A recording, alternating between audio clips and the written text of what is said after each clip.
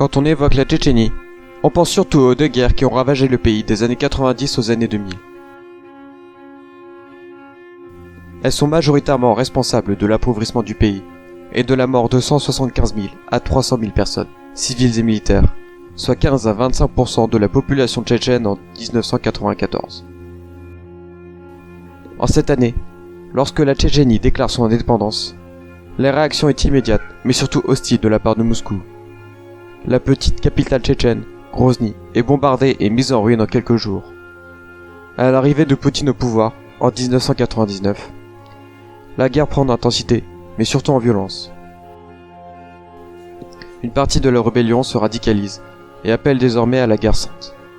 Une occasion pour Poutine, qui va faire appel à un clan séparatiste plus modéré, le clan Kadyrov, avec pour chef Armad Kadyrov, dont Poutine nomme président en octobre 2003.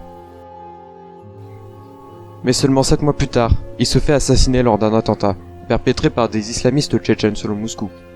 Toutefois, l'hypothèse que le Kremlin soit responsable de cet attentat n'est pas impossible.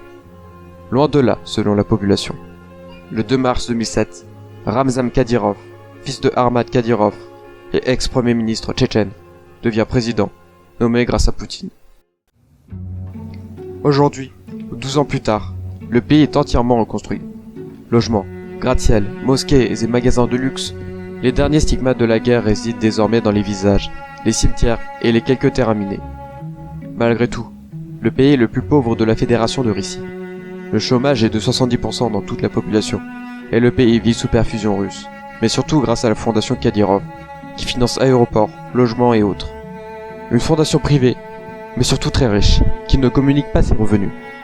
Leur provenance, selon l'ONG Memorial, serait d'un genre de racket. Tous les mois, les Tchétchènes touchant un salaire doivent payer un impôt qui est environ de 25 € sur un salaire de 250 €, soit le salaire moyen tchétchène.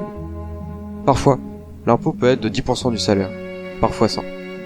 Cet argent peut servir à la construction d'hôpitaux, d'écoles, ou même à l'organisation de fêtes pour la famille Kadyrov, à des pots de vin pour les proches du président, et aussi à des projets de financement pour l'armée, qui occupent une place importante en Tchétchénie. Mais le plus préoccupant en Tchétchénie sont les multiples violations des droits de l'homme, tels que l'article 3. Les opposants politiques, journalistes et autres sont traqués même au-delà des frontières. L'article 5. La torture est une méthode non négligée dans les prisons tchétchènes.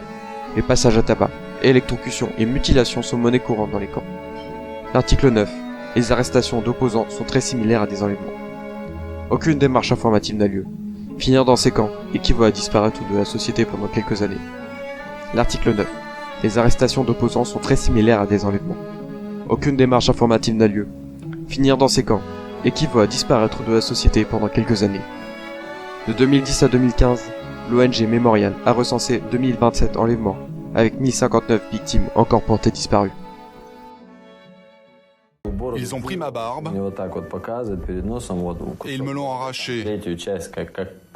Et en me montrant ma barbe, ils m'ont dit « Regarde, on va faire la même chose avec ta tête ».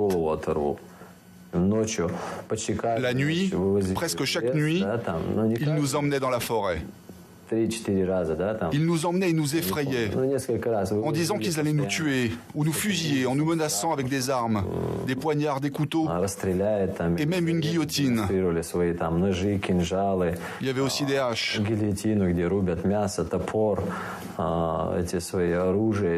C'est pire que quand on te bat physiquement. Ces menaces de mort sont la plus horrible des tortures que nous subissions chaque jour. De plus, les personnes homosexuelles subissent de véritables persécutions. Le président tchétchène affirmant publiquement sa haine contre les personnes LGBT. En Tchétchénie, l'homosexualité est un crime passible de mort. Début 2017, un journal indépendant russe, le Novaya Gazeta, révèle l'enlèvement de 100 hommes présumés homosexuels. Retenus prisonniers, ils sont torturés afin de leur faire soustraire des informations sur d'autres membres LGBT. Parmi ces 100 personnes, certains ont été libérés car leur orientation sexuelle n'a pas pu être déterminée correctement, ou une rançon a été payée. Toutefois, le pays tourne dans une atmosphère très homophobe, et les persécutions parmi la population ne sont pas rares. Comme le dit l'ONG Human Rights Watch, la crainte de représailles violentes est telle que nous ne pouvons pas donner de détails sur les cas spécifiques, de peur que les victimes ne souffrent encore plus d'être exposées. l'organisation de défense des droits de l'homme déclare: les personnes LGBT sont en danger, non seulement à cause de la persécution par les autorités, mais aussi car elles risquent d'être victimes de crimes d'honneur, de la part de leur propre entourage pour avoir sali l'honneur familial. Aux dernières élections, Ramzan Kadyrov a obtenu 99,7% des voix. Avec un tel score, le maintien de la dictature est permanent.